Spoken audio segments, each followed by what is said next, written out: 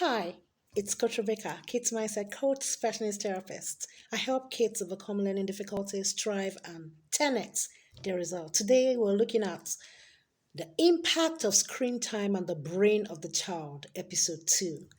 All right, you see, we tend to expose our kids to excessive screen, but what we don't know is that we're causing more harm than good to our children. You see, when you expose your kids unlimitedly, that is, you don't give them any limits. They can spend 12 hours behind screen.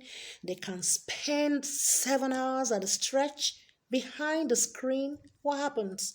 It will tend to affect their minds. You see, they become addicted to it. It becomes an addiction. So it leads to screen time addiction. That's another one. All right. These kids feel good watching. They feel good playing those video games. They feel good fusing with your iPad. I've seen kids who fight their parents because they can't stay without screen. They need to touch screen. They need to watch. They need to stay behind that television, play that video game, or nothing fun is happening because they are now addicted to it. Okay, so it tends to lead to screen time addiction, which is what we don't want. Why is it so? Whenever the child does this and is with the screen and all that, they feel good doing it. The video games, the movies, the cartoons, they feel good. And what does the brain do? It releases that chemical called dopamine. So what happens? The dopamine level increases from reward centers of the brain, and the brain says, well done, this feels good, let's do it again. That's what dopamine does. And so it becomes an addiction.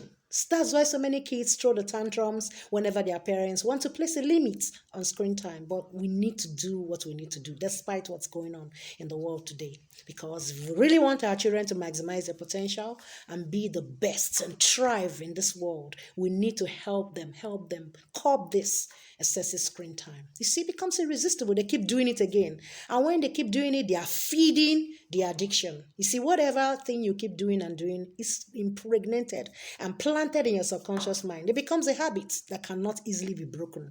Yeah, because it makes you feel good. So the subconscious mind is getting the message that you keep repeating it, and then it stores it.